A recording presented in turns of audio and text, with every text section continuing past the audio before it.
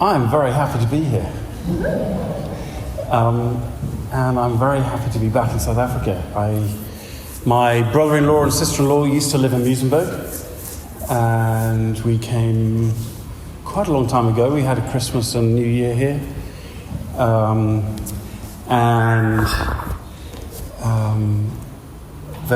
fact, there's an amazing photograph of my grandmother surfing on what looks like a door at Muizenberg Beach in about 1925.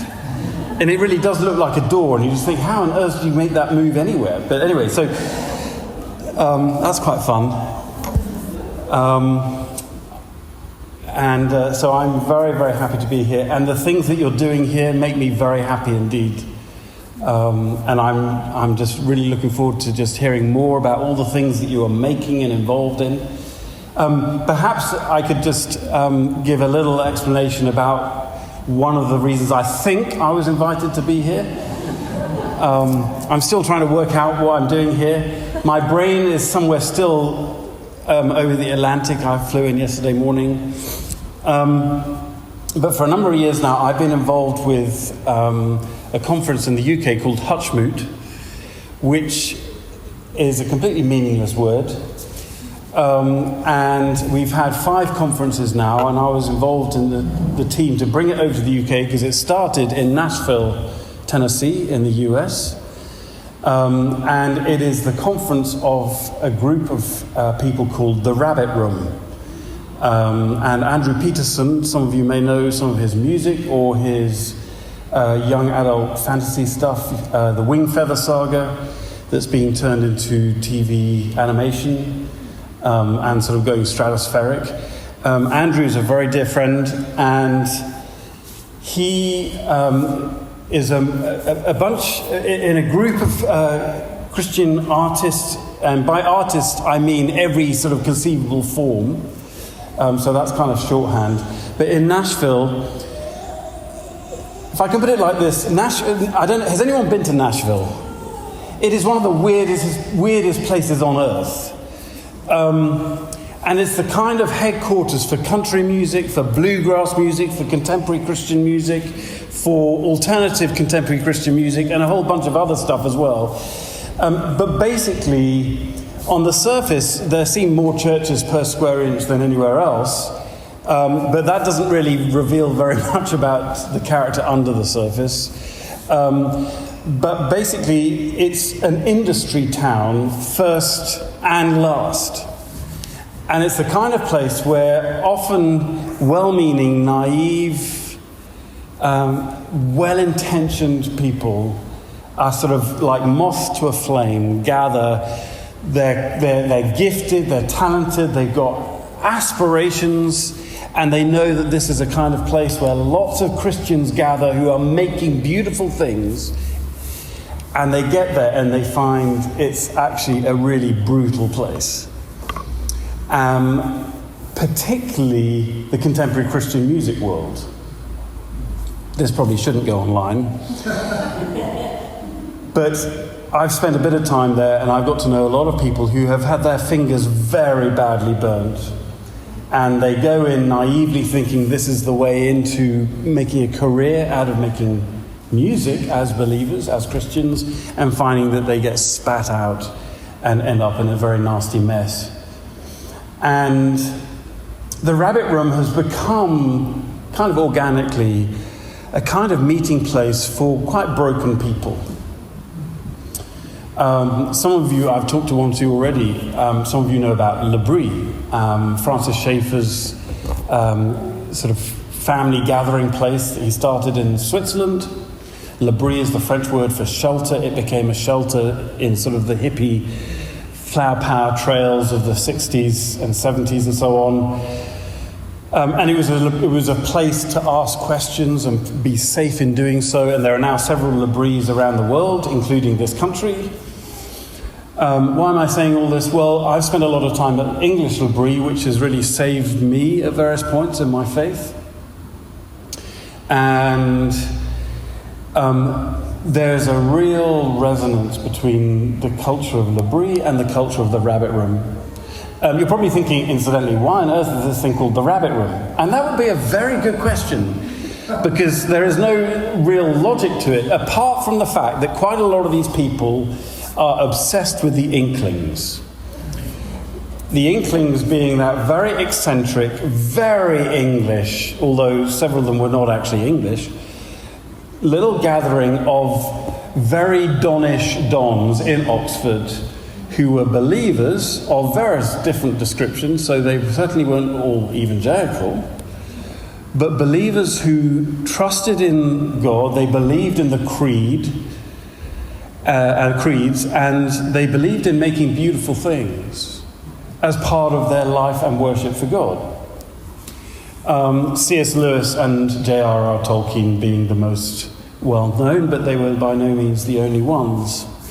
And they used to meet in a pub in Oxford called the Eagle and Child. It still exists, but it's been shut for 5 years. Apparently, the guy who owns Oracle, Larry Ellison, has bought it randomly. So this sort of tech bro has bought it, and apparently he's going to open it again. So, that'll be the day. Your phone just rang, JB. That's interesting. I don't know whether that means that this means the recording has stopped, but carry on. Anyway, at the back of the Eagle and Child pub, I do have some notes, and I will talk about those at some point during the week. But the Eagle and Child pub, known as the Bird and Baby to the Inklings, had a room at the back called the Rabbit Room.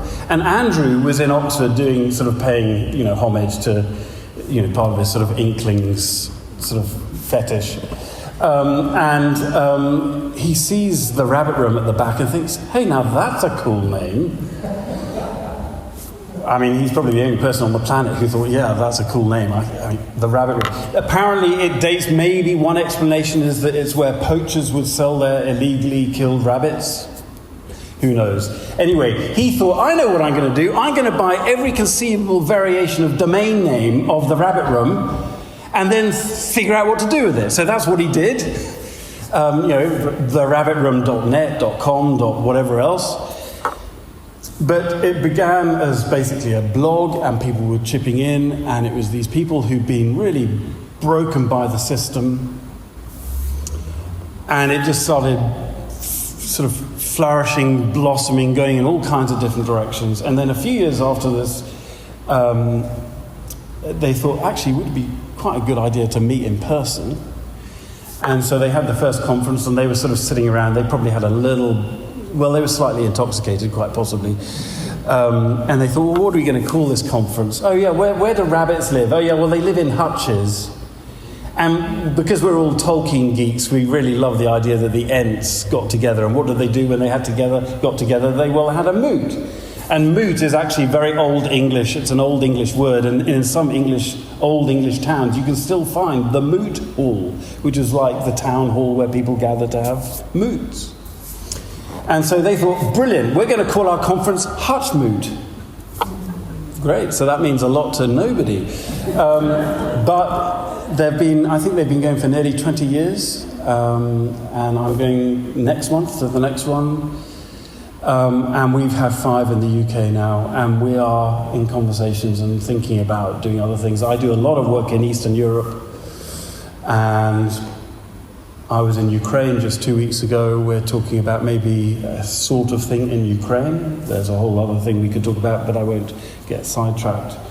But after all of that, suffice it to say, what you're doing here is basically variations on a theme of what we're doing and other people are doing. It seems like there are lots of people around, well, even dare I say the world, who are recognizing we just got to do this. We need one another. Whether it's because of being broken by the stuff, the system, the machine, or because actually in our churches people don't really get it, and they don't get us, and they don't get what we're about. And basically, if you are a Christian involved in making ... whatever that is, you're going to be misconstrued and misunderstood pretty much everywhere you turn. Andrew, at the second English Hutchmoot, gave a beautiful talk where he took the image of Strider before he becomes Aragorn as a border stalker. And the border stalkers were the rangers who basically are there patrolling. They're out there, usually in ones rather than twos and threes. They're on their own, and they are on the borders, and basically they are a bit too edgy and dangerous for the Shire, say, but they're definitely not part of the wild world beyond, and they are vital to be basically in between. But that is always a very uncomfortable place to be, which is why we need one another. And I love Lewis's definition of friendship. I think it's in Mere Christianity, maybe it's in Surprised by Joy. But his definition of friendship is, where does friendship begins? It begins when you say, what? You two? I thought I was the only one. Well, we gather in a place like this and we suddenly realize, what? I thought I was the only one. So I've got a bunch of things to say that will sort of spill over into tomorrow and then also a bit into Sunday. I've got sort of 3 ways in, and then I'm going to start exploring different outworkings of those sort of principles. I hope that seems acceptable to you. If it isn't, you can jolly well leave now. Or perhaps, no, yeah, anyway, yeah, I'll try that. No, I'm going to try and behave and actually be sensible and stick to my brief, which is, that would be a thing. Shall I pray? Yes, please. Should we stand to pray? I don't know whether that's something you do in your churches, but something I've learned from my Ukrainian brothers and sisters. Let's stand to pray. We're speaking to the Lord.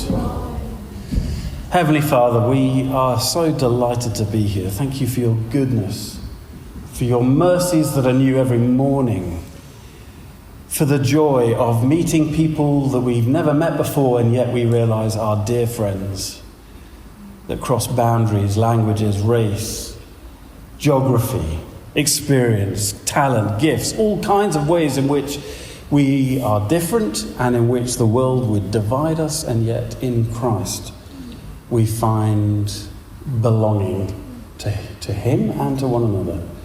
We just pray, Lord, that you would just fire us and encourage us in whatever making you call us to do. Thank you, Lord.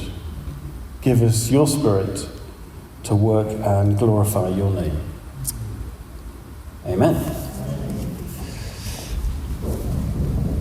Let me begin with an honorary Inkling who was a key influence on the Inklings a generation before, and that's Gilbert Keith Chesterton, sometimes known as the Prince of Paradox.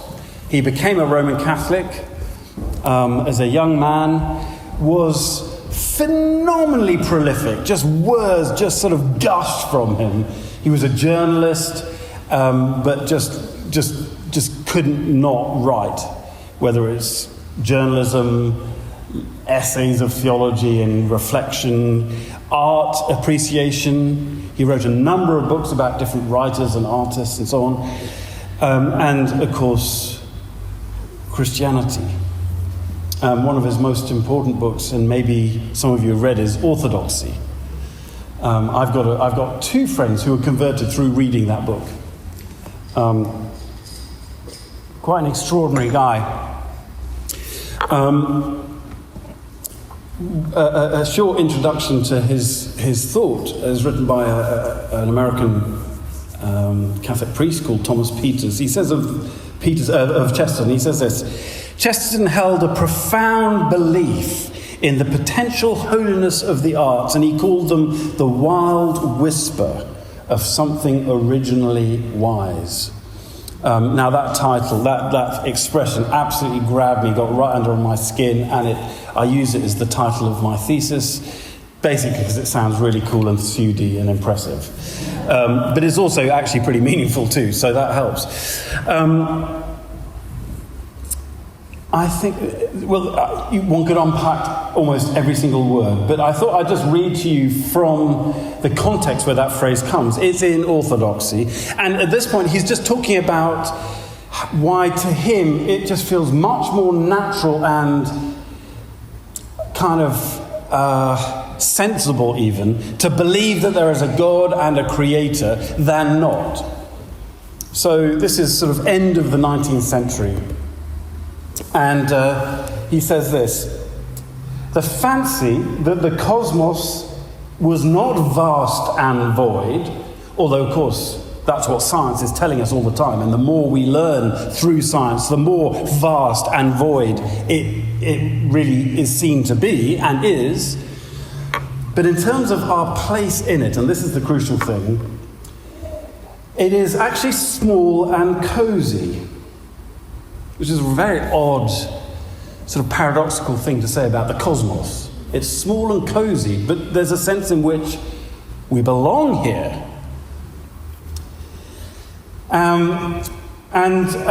Basically that had fulfilled significance. Now, for anything that is a work of art must be small in the eyes or the sight of the artist.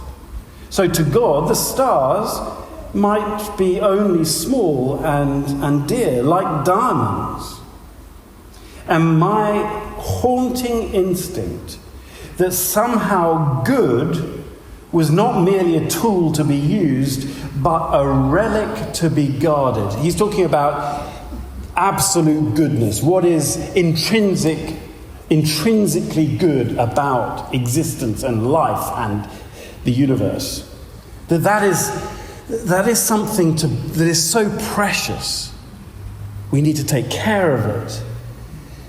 And that this is what gets spilled out, if you like, into human creativity. Tolkien will later talk about us as sub-creators. We're not creators in the sense that God is. We cannot create ex nihilo, something out of nothing. We cannot do that. We can innovate. We can manipulate things and materials in such a way that actually hasn't been seen before, but it is not essentially new. But this is the thing. He says, it is like the goods from Crusoe's ship. So you know the story of Robinson Crusoe. In other words, he's got some stuff, some supplies, some things that will keep him alive. And so he's going to guard them with his life and protect them and treasure them. And he says that the good things in the world, which are reflected in human creativity, in the arts, even these that have been the wild whisper of something originally wise. Now, it's a whisper, so you actually have to turn to hear it. There's a lot of noise, and whispers are immediately drowned out by noise. But it's a wild whisper, because this is a whisper that we cannot control. It's beyond us. It's like, and I think there's even contained within the word wild, it's a bit like how Jesus speaks of the Spirit being like the wind. You see the effects of the wind, but you cannot see it, you cannot touch it, you cannot hold it down, you cannot manipulate it in any way. There is absolutely no way we can say to the Spirit, move here next. We are utterly at his mercy and his discretion as to what he's going to do. So there's a wildness to him, which is why I think, Lewis then, in describing Aslan as not safe but good, is so essential. There's a wildness. You don't mess with this. But it's a wild whisper of something originally wise. And he's speaking the word origin there in terms of creation. It is there embedded in, if you like, the DNA of the cosmos. It is there at source. And it is wise. So it's a big biblical theme, isn't it? The wisdom of God. Proverbs 8 speaks of wisdom as a person there at creation. And Chesterton is saying, this is what anything good and beautiful is doing. It is a reflection of this deep, well, what Lewis would call the deeper magic. Absolutely ingrained. And that is what makes this vast and perhaps even at points void cosmos cozy and a place to thrive. For according to Christianity, we were indeed survivors of a wreck like Robinson Crusoe, the crew of a golden ship that had gone down before the beginning of the world in Genesis 3. A whisper knows its audience and its context, and there's something compelling about a whisper. You lean in. I want to find out more. It doesn't shout. It doesn't bash you over the head. But when you encounter a great work of art or a piece of music or a poem or whatever it is, a stunning building, it doesn't bash you over the head, but it beckons you. Lean in and listen. It is an invitation from the imagination of the one who made it. It's one that may well be rejected, and history shows again and again it is regularly rejected. But it is a gift nonetheless. It is an invitation. It is hospitality. That's always the risk with opening yourself up to be hospitable, is that you get slapped back in the face. I think of many of these people who flock to Nashville. They're not driven. Yeah, of course, ego plays a part, and ambition, and all the sort of darker side of human frailty. But there is at its heart a generosity that says, I need to share this.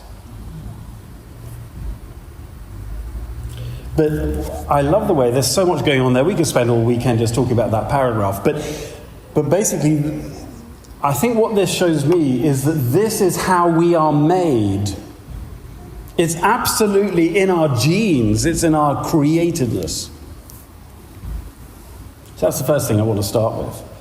Secondly, well, it's already been alluded to, this famous poem by Emily Dickinson. Don't know when exactly she wrote it. All her poetry basically was published posthumously. I'm sure it's very familiar to you. Let me read it, very brief. Tell all the truth, but tell it slant. Success in circuit lies, too bright for our infirm delight. The truth's superb surprise, as lightning to the children eased with explanation kind. The truth must dazzle gradually, or every man be blind. Now, I'm very conscious that there are many who do not have English as your heart language. And I know what it's like. Poetry in another language is a total pain and a nightmare. In Britain, we have a system of O-levels and A-levels. So you specialise at school. I did 3 A-levels when I was 18. French was one of my A-levels. I love the French language. It's a beautiful language. And I enjoyed reading fiction in French. I hated French poetry with a loathing.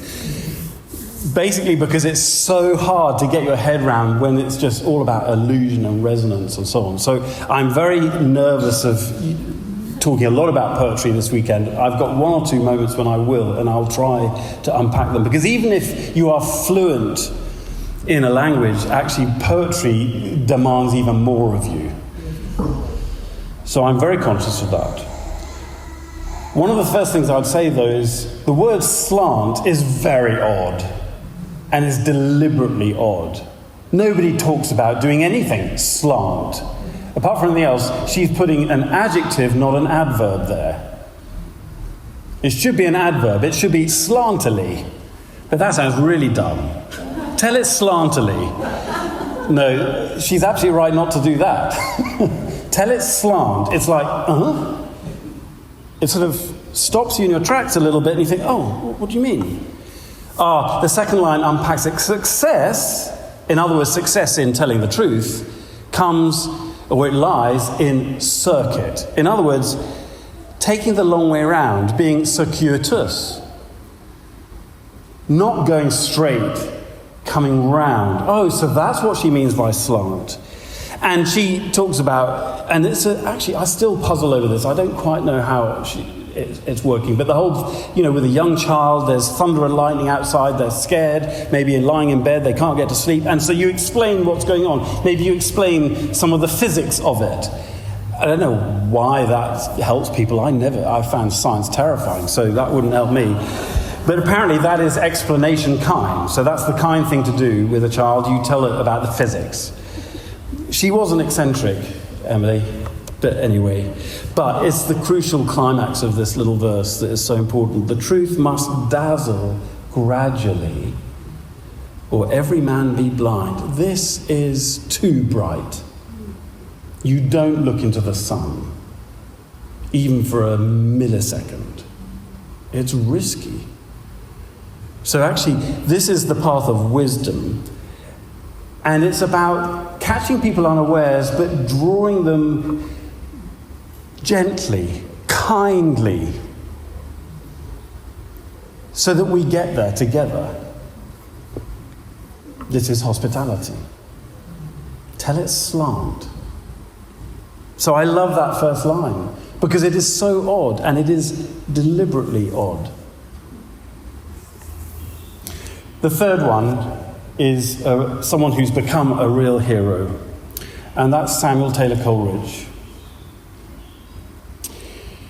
He was a very broken man. I think I relate to broken people. In fact, the longer I've gone on, the more I realise if they're not broken, I'm not really interested, because quite frankly, life's too short. Someone put it brilliantly. I can't remember where I found this. If you can discover the source, then let me know. But someone said, do not trust a leader without a limp.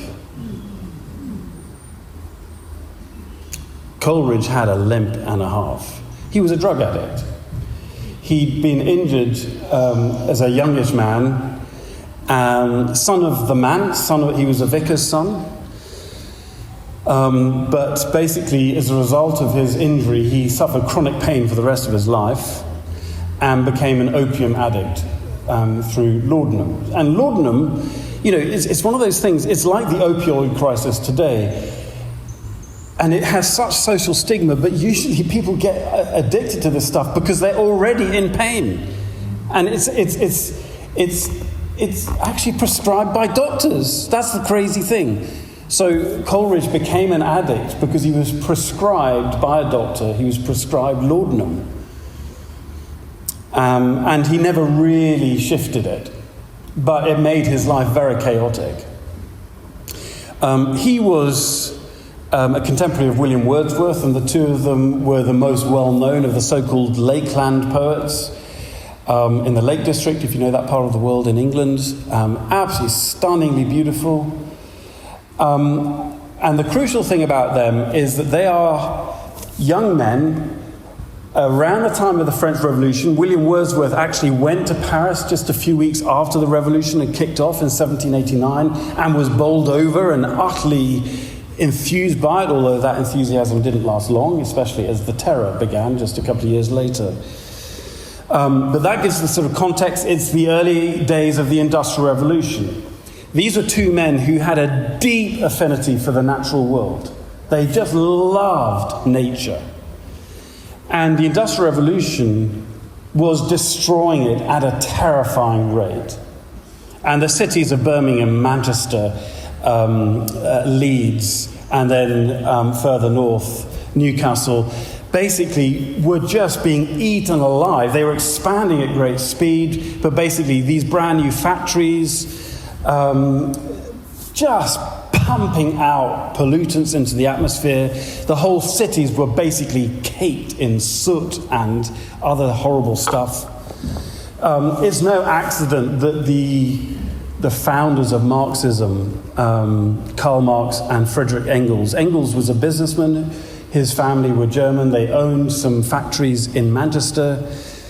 And basically his conscience is pricked by seeing actually what was happening in these factories. So this created the whole momentum that will become communism. They were trying to diagnose but also provide a solution to a genuine problem. So the roots of this ideology are noble. I sometimes say, this is a bit of a red herring, but I sometimes say, if you don't understand the beauty of the idealism of communism, then you're not human. It's just a shame that it was impossible. Anyway, these two are writing poetry up in the Lake District, wandering lonely as a cloud and looking at daffodils and generally thinking this is lovely and that's going to change the world. And they were the first so-called romantics. It's nothing to do with buying Hallmark cards on the 14th of February. That's absolutely rubbish. This is romantics in the true sense. It's not anti-science, it's not anti-progress, but it's saying whatever's going on has got it wrong. And to begin with, their solution is we've got to get back to the land, to nature, to our zoological and biological roots. Wordsworth was a more canny, tricky customer. They wrote these various versions of what were called the lyrical ballads, and in each iteration it would have more of Wordsworth and less of Coleridge, which says a lot about both men. Anyway, as you can begin to perhaps sense, I am the master of the red herring and the rabbit hole. But in the introduction to this volume, Lyrical Ballads, Coleridge writes an essay about why he writes poetry at all. And there's some amazing lines. I'll read it to you, and it's very old-fashioned, oldie-worldy English, because he's a poet, and he hangs around with daffodils, so of course he's going to go off on one. But I'll read it to you, and then I'll unpack it quickly. Basically saying, so why does he sit down to write a poem? He says, it is to excite a feeling analogous to the supernatural. In other words, I want to capture that feeling of encountering to the divine, encountering God. He's not saying that's what's happening, but he's saying I want it to be like that. When you're stopped in your tracks and you lift your eyes and you wonder. There's something beyond you. I want it to be like that. Why? Or rather, how? Well, by awakening the mind's attention to the lethargy of custom. Now, what a beautiful gobbledygooky phrase that is. Mind's attention, in other words, wake up to the lethargy of custom. Maybe you've lived on the same street all your life. Or maybe, you walk to work, or maybe you drive down the same whatever. Basically, there are parts of life, there are parts of the world that are just so familiar to you that, if I asked for directions, you would just be able to do them without even looking at a map or even opening your eyes. You say, this, you turn left there, blah, blah, blah, by the tree, ... You know it. You've seen it a gazillion times. You've lost count. And what happens then is that you stop looking because you don't need to. And it makes you sleepy. This is what Wordsworth calls the lethargy of custom. You've seen it 100 times, so you don't see it. It's interesting. Lethe, that comes from the classical Greek, and it was one of the rivers of the underworld, and it means sleep and or death. You stop seeing, you fall asleep, which in a sort of microcosm is a kind of death. You're not awake to the world. But I'm going to write poems that will direct your mind's attention to the loveliness and the wonders of the world before us. And he says that's an inexhaustible treasure. You can never run dry. There's always more. But for which, in consequence, and this is just another way of saying the same thing, the film of familiarity. Okay, he's not talking about movies because they hadn't been invented. He's not going to the cinema because that hadn't been invented. He's more like You know the film on a pond that helps insects, like there's a water boatman skating across the top? Or it's more like a cataract in old age that gradually fogs up your sight. That kind of film. And familiarity does that to us. We know it, so we don't look at it. But Coleridge's genius is just to throw in a little barb. It's not just familiarity, it is also selfish solicitude. He says, we have eyes and yet see not, ears that hear not, and hearts that neither feel nor understand. Does that sort of ring some biblical bells? Now, at this point, Coleridge is not a Christian. He's more a kind of sort of pantheist, sort of believing in the divine in everything. Maybe it's panentheism or pantheist, everything is God, whatever. Basically, he doesn't really know what he believes, but he knows what he is destroying the world. He knows what a hellhole Manchester is like for people working in the factories and never seeing the daylight and blah, blah, blah. This is better. This is the alternative. But he's still using biblical language because, of course, people were so steeped in the scriptures. Now, by the end of his life, he was a thoroughgoing Trinitarian Christian, which is not the story you hear in English lit classes anymore. Nobody talks about that bit. They just talk about the daffodils and the lonely clouds and all that stuff. Now, here's the interesting thing is, what other professions might that describe? That's not a rhetorical question. We can sort of have some conversation and dialogue to prove that you are not deep in the lethargy of lethargy. What other professions could that describe?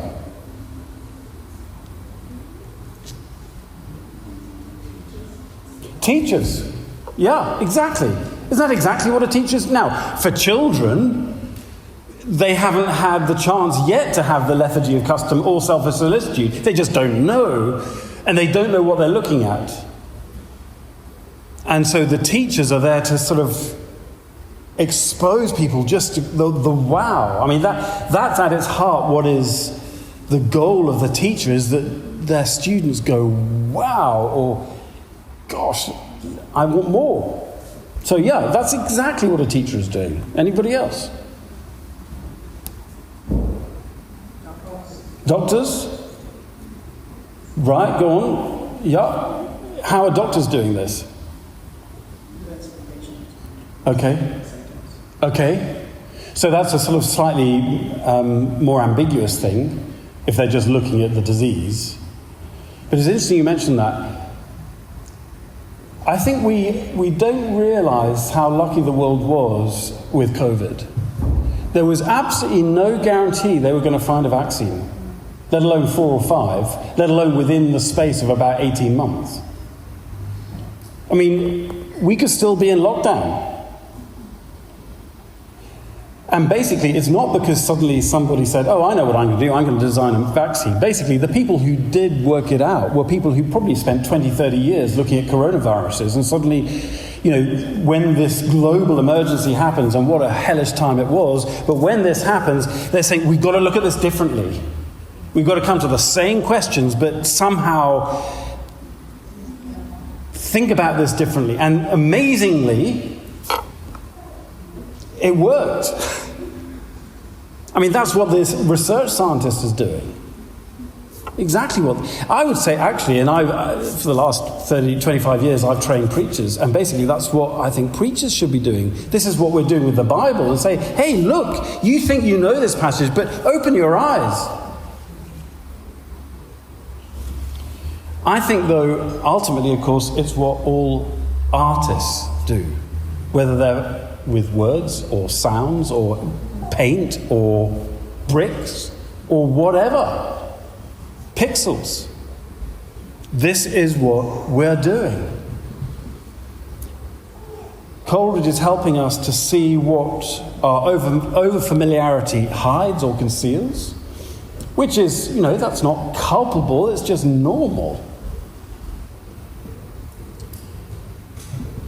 but it's also what our selfishness avoids, in other words, does not want to see. So I'm a Londoner. I'm born and bred in London. It's kind of my centre of gravity. I love the city. I love the history. I love walking around it. There are still many parts of the city I've never visited. I don't know what they're like, blah, blah, blah. It's just very beguiling. But it's roots, and we all have roots in some ways. I know that one of the hardest, most painful things is where your roots are completely torn. But for me, this is London. And I can tell you, it's one of the deepest shames of the city that I love, is that it's one of the wealthiest places on earth, and it has one of the highest numbers of homelessness anywhere on the planet. And I know what it's like. I've ministered in churches in central London. I know what it's like. Oh, I've got to get to this meeting. And you can see, you know how the eyes work? You're looking ahead. Oh, okay, that's somebody begging. You know, but I don't have time for this now. And you deliberately avoid engaging. I remember reading an article by a Guardian journalist years ago who decided to just be immersed in homelessness for a bit. And of course, he was completely upfront. He says, you can't really know. But he decided, okay, for 7 days, for a week, he was going to be homeless. He deliberately left all his credit cards and everything else. He had no cash. And basically, for a week, he was going to try and survive just on what he could beg. And therefore, if he didn't get anything, he didn't eat. It was a simple equation. And he described the effect this had, just 7 days. I've never forgotten, he said, of course, it was bad being hungry, and it was bad being cold, and British weather is nothing like as extreme as many places, but winter, it goes below freezing. People die on the streets in winter. If they're homeless, they die. But he said it wasn't even the hunger or the cold that got him. It was the loneliness, and he was very specific. It was the fact that nobody looked me in my eye. And I was so rebuked by that, because I know that I have avoided looking people in the eye, because it's easier. Now this is what art can and should also do. It's not just to get us to say, wow, but it's also to get us to say, no. And I'll try and show one or two ways in which different people have tried to do precisely this.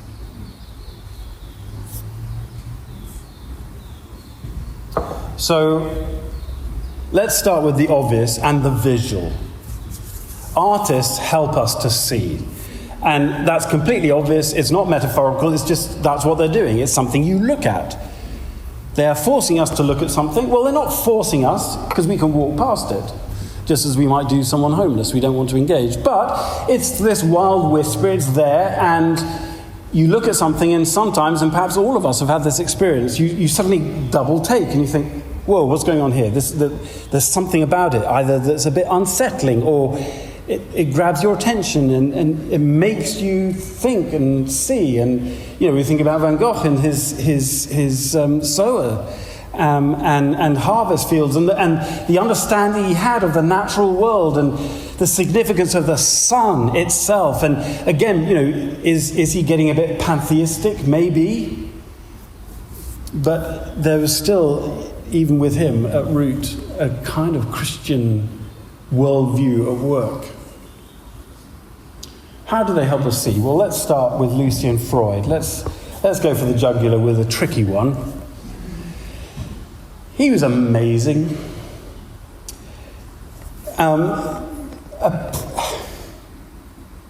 Morally speaking, an appalling man. Even he didn't know how many children he had. Grandson of Sigmund, so I suppose you can forgive him anything, really. The Freud family moved from Vienna in Austria to London in about 37. The writing was on the wall. They got out before many Jews could. And it's fascinating, because basically the whole family 3 generations, there's now a 4th generation, in their different ways have had a profound impact on British public life. It's quite extraordinary, just this one family. So Lucian was, I think, 11 when they moved to London, and basically never really left. He spent the rest of his life in London. He always had a slight Austrian accent. But he was probably one of the greatest portrait painters of the 20th century. No contest. One of the most extraordinary, there was a big retrospective I went to, one of the most extraordinary ones. He would paint flesh like you've never seen it before. It was disturbing, it was visceral, the complete opposite of photoshopping. It's like no prisoners taken, warts and flipping all. And one of the most amazing pictures that absolutely stopped me in my tracks was a self-portrait he painted at around the age of 70, completely naked, bigger than life size, and he's kind of standing like this. And he's an old man with bits sort of sagging and falling off and decrepit and getting worse because he's old. And it's like he is getting on canvas what he is looking at. It's merciless and deeply disturbing and yet profoundly affecting, because basically this is all of us. That's what he's saying. You cannot avoid this. If you're going to live as long as I am, this is what's going to happen to you.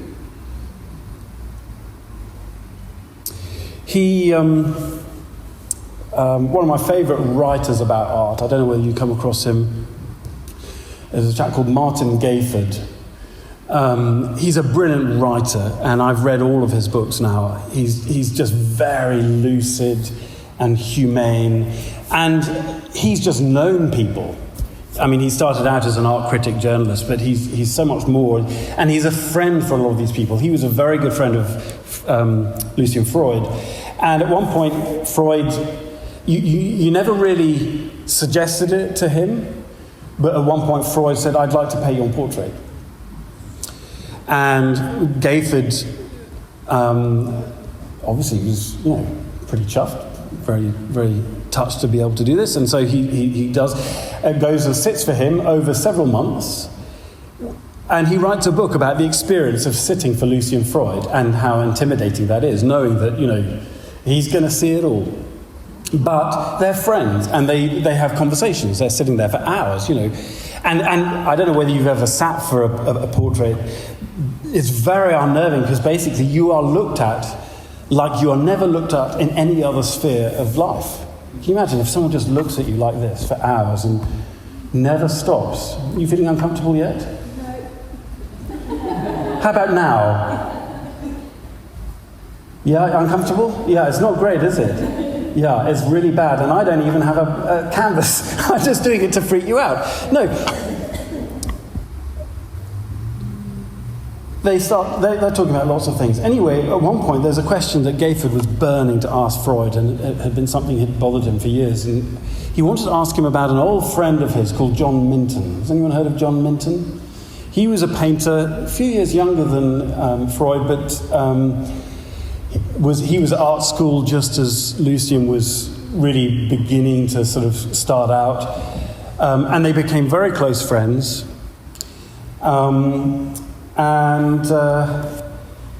This is Minton. Photograph of him. This is from around 1953, 54. Now, apart from the fact that I've told you he was another painter, you know absolutely nothing about him. So just on the basis of that photograph alone, tell me what you see. What could you tell about Minton? And there aren't really right or wrong answers here. It's just impressions. It's a photograph. You don't know anything about this guy, but just look at that and tell me, what strikes you? What's going on there? Inquiry. Say again? Inquiry. Okay, inquiring. So there's a kind of curiosity going on there. He's looking at something intently. Anything else? Very broad eyebrows. Yeah, so the eyebrows are a thing. Yeah. And he's quite a young man, so I guess the older he gets, the bushier they're going to become. Anything else? Brooding. He doesn't look like he's living a light heart. Okay, brooding is an interesting word, and I think, yeah, that fits. There's a weightiness. There's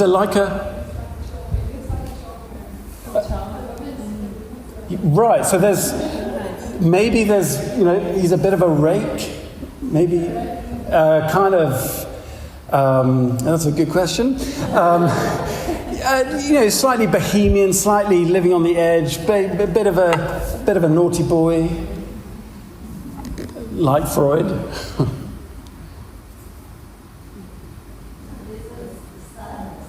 A sadness. I think so. Now, it's a portrait photograph, so there are lots of things actually. It's not a very natural pose, funnily enough. So it's posed, whether it's by the photographer or Minton himself, don't know. Also, it's sepia, so that affects the mood, doesn't it? It gives it a kind of melancholy. And, he's sort of looking off into the middle distance. Maybe a kind of romanticism there in the poetic sense. He's clearly a deep guy.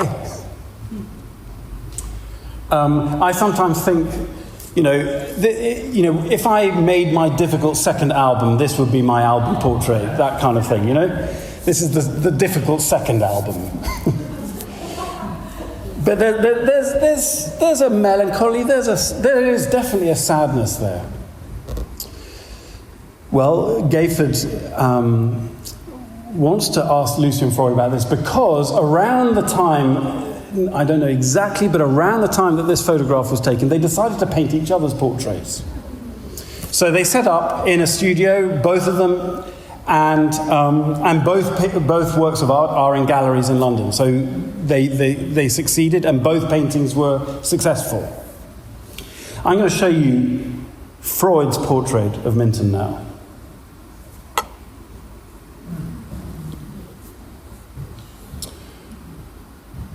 Same guy? Yes, but something's shifted a bit. Now, of course, when the camera was invented, people thought painting was dead.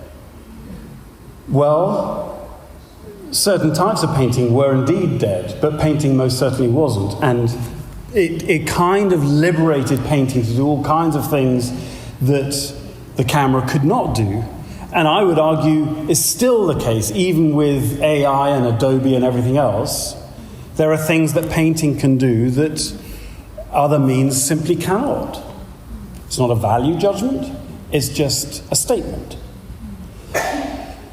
Now, he's clearly done some things in this portrait. And remember, both artists are painting each other, so there is no way that Minton is posed like this for weeks. Okay, so they are both intently sort of going from subject to canvas, constantly. All right? Both are looking intently. And Freud has exaggerated aspects, so the dimensions, he's elongated the face. But once you take that into account, you realize, no, this is the same guy. Now, what do you see in the painting that perhaps you don't see in the photograph? Vulnerability. He looks worn, yeah? Someone at the back, yeah? Deeper sadness, you say? A depth, yes. So as the painter is feeling that with him, is that what you're saying? Or that evokes that in us as we look at it, perhaps? I think that's what the painter was actually seeing. Okay. So Freud is trying to articulate in paint what he's getting, what he's seeing. There was another voice. Oh, yeah. Yes. Right. Because he's looking sort of idealistic and, I don't know, looking Yeah. I think defeated is a good word there. It's like there was a bit of life in him in the photo. There's something, he's looking at something. Whereas, I mean, I find it fascinating, and I don't think there's, as far as I've worked out, I don't think there was any intentionality at all.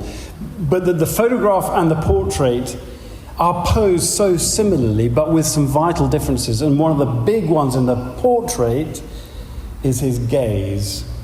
He's looking down at the floor. And there's a heaviness to his eyes. I mean, the bags under his eyes. It's agonizing.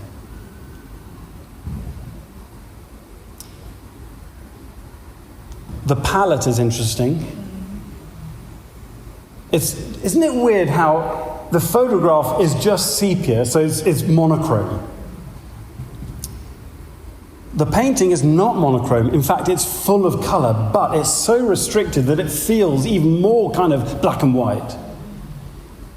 And it's the greys, the sort of soft blues, it's dark and heavy. Now, why mention all of this? And this is what Martin Gayford was wanting to ask about. On Christmas Day, in about 1956, on Christmas Day, Minton took his life. And you hear that, and you're not surprised.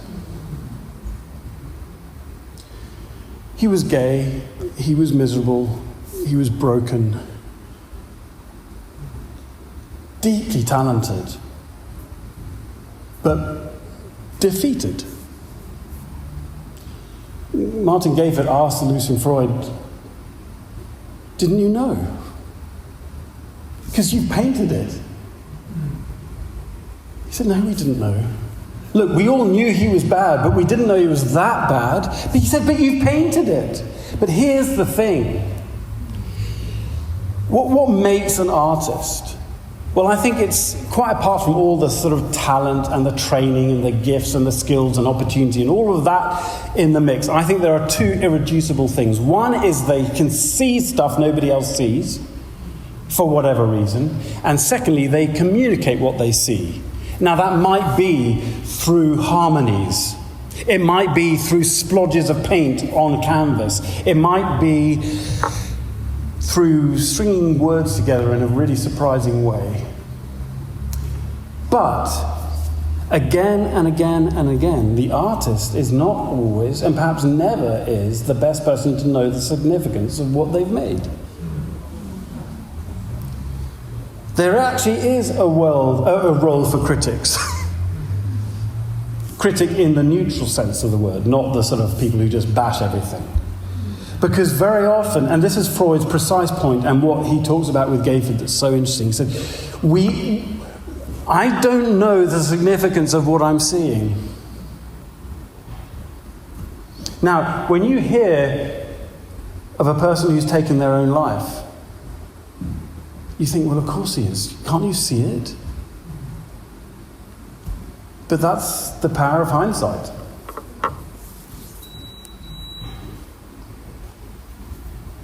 Freud had somehow discerned the seeds of the despair that would be the end of Minton 5 years later, but he doesn't know. He's not a prophet. He doesn't know the future. He can't predict what's going to happen. And he's not a psychologist, even though he's descended from Sigmund. But he's honest and he's truthful and he is fearless in what he makes. I'm sure you see interviews with your favourite writers and novelists or whatever, and they will talk about how 10 years later they'll meet somebody at a book signing or in a bookshop and they say, it's amazing, that thread that you had in the novel that describes how, Sheila went off to Bill's and everything else and this was going on and this really resonated with me, and I'm amazed that you fed that into the whole theme of the book. And the writer goes, oh, I've never thought about that before. That's really interesting. It never occurred to me. And they come away thinking, Oh, yeah. Well, I was cleverer than I thought it was. Yeah, they're usually not that humble. Anyway, I need to move on more quickly. Let me talk about a friend of mine. Who's one of the people I interviewed for my thesis, for my DMin. Anna Freeman Bentley. She is a dear one. She's an artist who is really making it. And she is now being collected by people on both sides of the Atlantic and doing really interesting stuff. And she's a very keen believer. A few years ago, she was commissioned to do a thing for a Southern English cathedral, Chichester Cathedral, which is, one of these old medieval Gothic masterpieces. And she was asked to do something for their huge sort of atrium area in front, the sort of before you enter the nave of the cathedral. And so she did this extraordinary spiral staircase. And basically it's a combination of several canvases stuck together. It's pretty huge. I think it's something like 32, 33 feet. And this is it in place.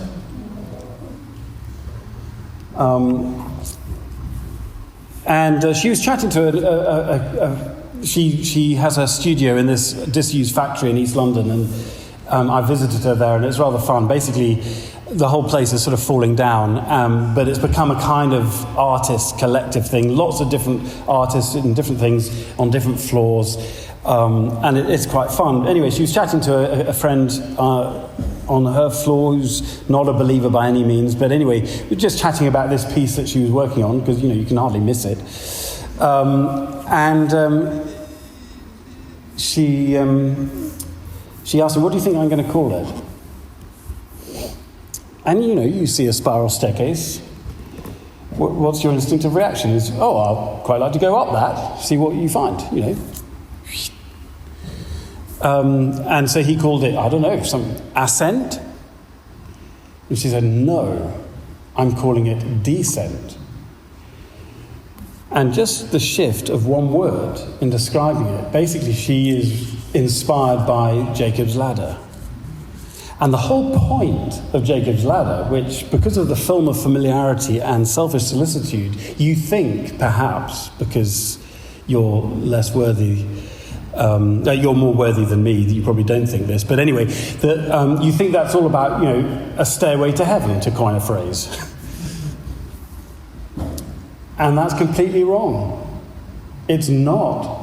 The whole point is angels coming down. And that the gospel is a gospel of descent, not ascent. And that actually the whole point is that it's downwards. And this is a thread all the way through Scripture, so you get to the end in the book of Revelation. The city comes down. None of this rapture nonsense. The city comes down to earth because God is earthy. And the gospel is God's way of coming down these stairs to our level. Because, friends, we couldn't go up in a million years. Let me show you something else. The act of looking. This is a guy called Bruno Catalano. Has anyone come across him? He's a really interesting guy. So he was born in Morocco of French-Italian parents. He now works in France. I think he's based just outside Marseille. If you know anything about port cities, you know that they're pretty horrible places usually. I know Cape Town is obviously lovely.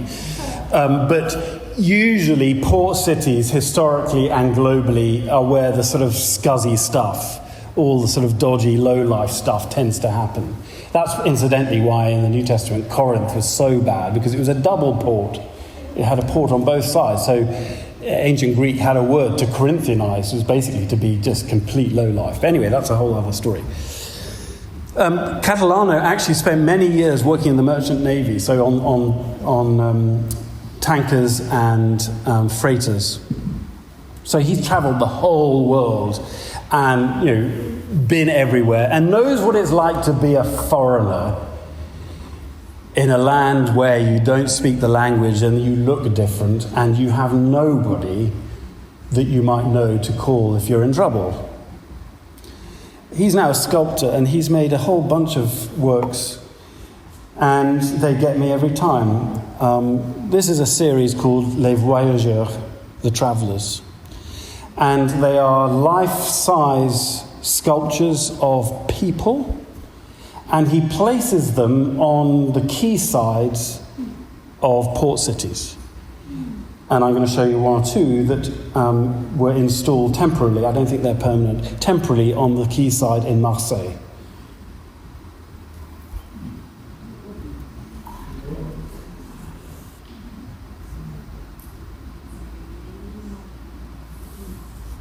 What is he seeing?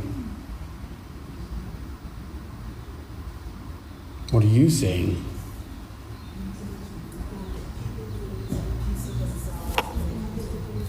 Right. They come to a new place and they've left a piece of themselves. And sometimes they've left a pretty important piece of themselves, like their internal organs. That's quite a thing. Now, they've got some stuff. Maybe that's the only stuff they've got. But yes.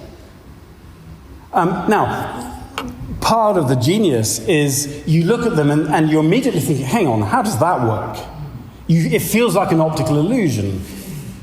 And of course, because it's in metal, you can do all kinds of fun things because metal's so strong. So obviously, each one has, at some point, something to hold the whole thing up. But part of the intrigue is caused by just your curiosity as to how on earth, how does he do that? So that grabs you, but the more you look at it, the more it breaks your heart. I'm conscious, I think, from the little I've picked up, that the issue of immigration and the outsider is increasingly toxic in this country. It is certainly the case in my country. I just read in the Times newspaper this morning online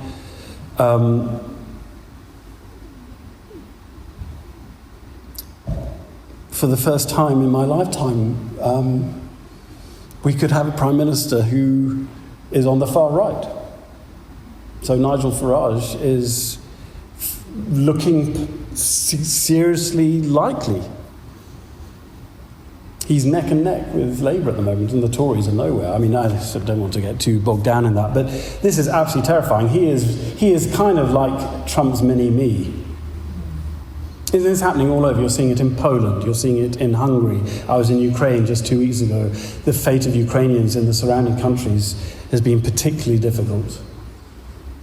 And there's a lot of history. There's a lot of history. People who are slightly different, who are not from round here.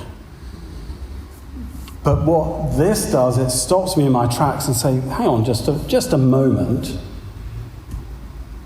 What do you think it's costing them to be here? The English Channel is very, very narrow. At its closest point, you can see France. It's 20 miles between Dover and Calais, something like that. It's very, very short. And these little boats, people from the Middle East and Africa and elsewhere, are risking everything to bring children on these inflatable things. And people are pouring out visceral hatred for them? I just don't understand it. Okay, we can't cope, and maybe this is not straightforward, and there have got to be political solutions to this. But you do not bring your child onto a rubber dinghy in the English Channel, and the North Sea is one of the most violent seas in the world, even though it's tiny. Unless you really are desperate.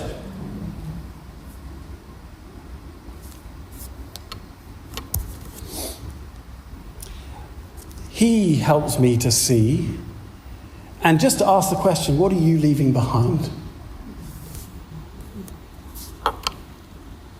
It shakes me out of my selfish solicitude just for a moment to say, just imagine.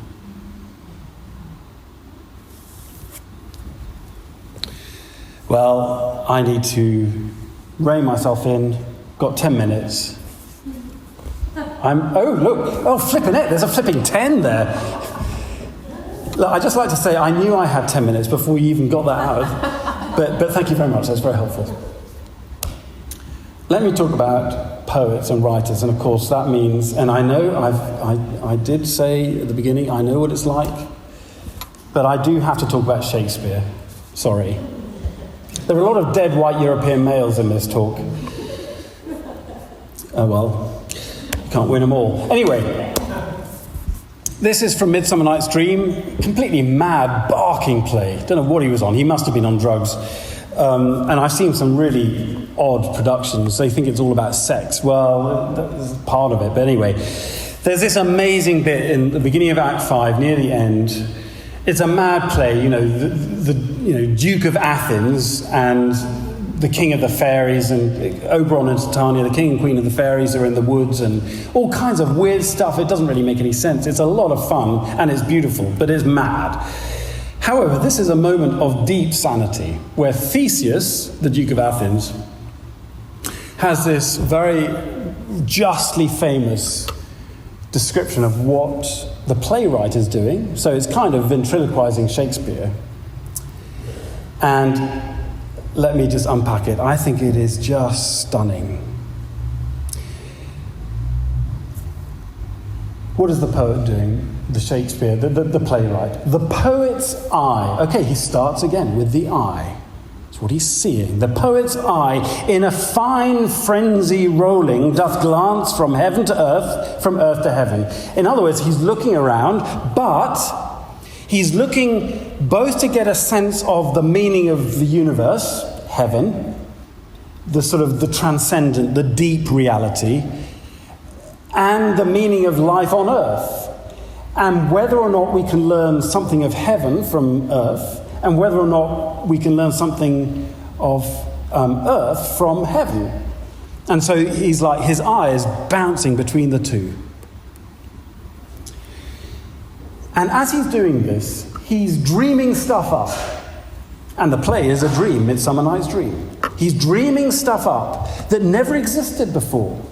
And this is where human creativity is amazing. Yes, we're sub-creators, but it's still creative.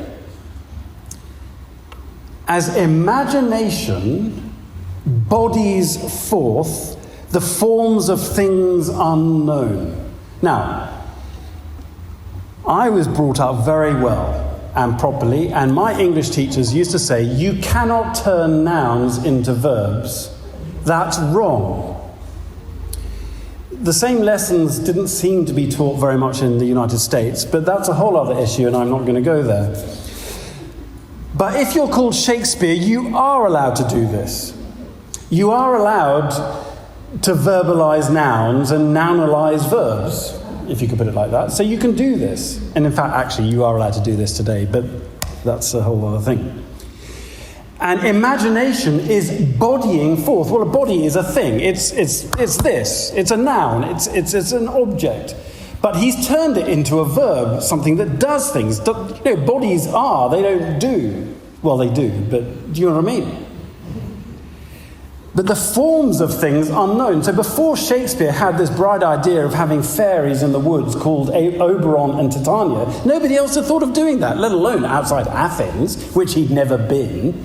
I mean, it's remarkable how Athens in his play looks remarkably like central England, because that's where he was from, so not surprising. Anyway, the poet's pen turns them to shapes and gives to airy nothing a local habitation and a name. Now, you think of something in your head. Maybe you're a novelist. Maybe you think of a character or, your protagonist, the main character. Suddenly, something just falls into your mind and it's there and you cannot wait to explore the life of this character. But what is that? It's this thing in your head. Nobody else knows about it. If you drop down dead, that's the end of the character. Nobody's going to know. It's, as Shakespeare puts it, airy nothing. What is a thought? It's nothing. But the genius of the poet is they can take airy nothing and give it a local habitation, in other words, somewhere to live, and a name. Oh, I'm going to call him Oberon. Weird name. Totally legit thing to do, though. And especially in a play. So here we are, 500 odd years later, and we are seeing these airy nothings from a guy who's been dead a very long time, and some people don't know even if he existed. That's a whole other thing. And suddenly, there he is, standing right in front of me, speaking to me. From nothing. That if it would apprehend some joy, it comprehends some bringer of the joy. Now, it's dense, this, but what basically he's saying, you can conceive of the idea, but then you can also feel it. And isn't this an amazing thing about reading literature from centuries, from generations before? Actually, it's been long dead, and yet it evokes in us a feeling of something. In fact, it might reduce me to tears or laughter or joy. That I might, you can never say it's exactly what Shakespeare was feeling as he created, but you might be on the same kind of general wavelength. But I love the way he ends this, because this is so down to earth and real. He says, or in the night, imagining some fear, how easy is a bush supposed to bear. So you're walking down your street. It's a moonless night. It's a bit windy, and there are lots of clouds, and there are trees, and suddenly you're stopped in your tracks because there's something moving up ahead. And you think, it's a bear. Obviously in Cape Town, lots of bears apparently. And then you get up close and you say, oh, thank goodness for that, it was just a bush. But basically, that is a daily occurrence, that kind of thing, that our imaginations are doing stuff to us all the time, and then they come in touch with reality. But the amazing thing about the poet and the playwright is that they imagine something, and then it becomes real in front of our very eyes. And that's the magic of theatre.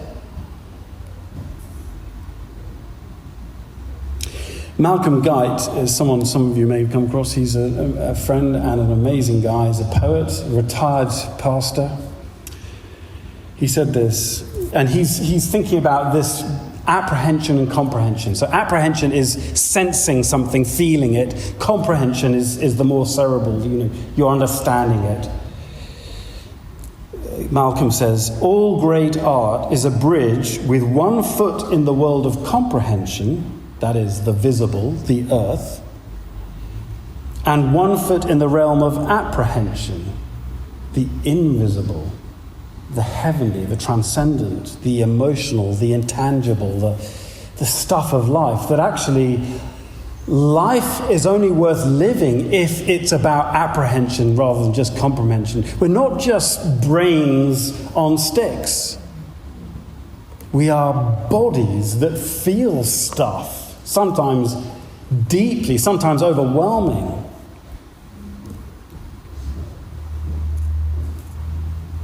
Imagination bodies forth. And it might body forth on canvas, or on film, or in a great building. Isn't that amazing? It's an alchemy, it's a kind of magic. I won't sing the song, but it's a kind of magic.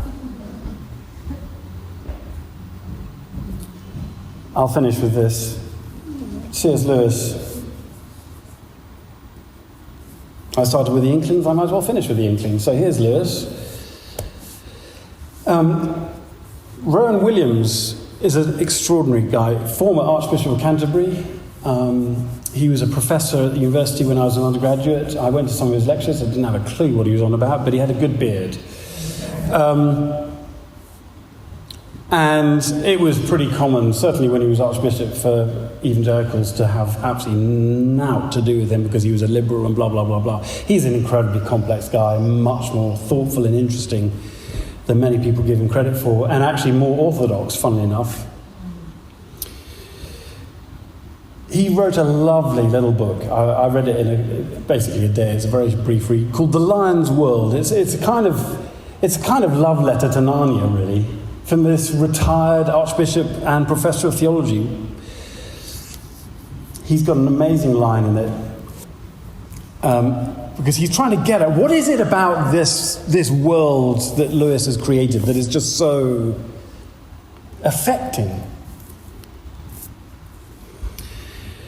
And Rowan Williams writes this: it is a consistent theme in Lewis that the truth of God is found in rebellion against the oppressive cliches of the world. The oppressive cliches of the world. In other words, the sort of idioms, maybe in your mother tongue, you have all kinds of idioms that, you just trot out, you just know them, they're just there at your fingertips. And the thing about them is they might be quite evocative, they might be quite funny, they might be, quite interesting in terms of imagery and stuff, but most of the time you use them in order not to have to think. One of my favourite pieces of writing, George Orwell is a great hero of mine, and his little essay called Politics and the English Language, I think is one of those things you need to read every year. He's not saying exactly the same thing that Rowan Williams is about Lewis, but he's getting there. And basically he says, whenever politicians start using cliches, be very afraid.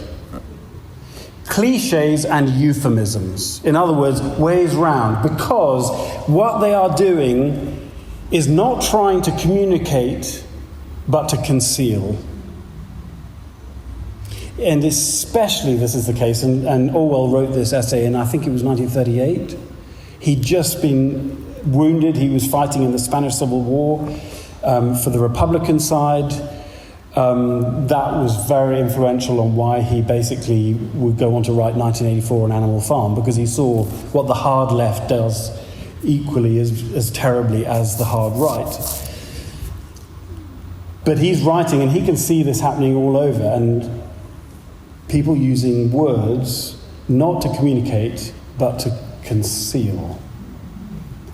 And in war, language is weighed down almost to breaking point. So that people will talk about things like pacification. Okay, this brigade pacified that area. Basically, what does that mean? Well, it killed everybody. So that's why it's peaceful now. Or collateral damage. Oh, how unfortunate, the missile hit a school. Well, it's collateral damage. And so collateral damage makes it sound kind of like, well, not reasonable, but it's just, an acceptable price. Oh, but, forget the fact that it was a primary school and there were children in there who had nothing to do with the war. It stops you having to think. But Lewis was so brilliant, and you see this, and it's why his essays are so good, as well as his fiction.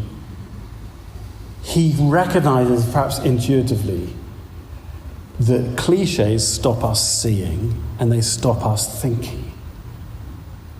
And so that's why, and I think it's why preachers still will this thing out about Aslan. He's not safe, but he's good. Because that is still unsettling, isn't it? I want Jesus to be safe, don't you? Not wild. But it takes a poet to help me realize that. I've been banging on for ages, so it's time to stop. Thank you very much. Good night. Have a nice supper. And then we'll do something later.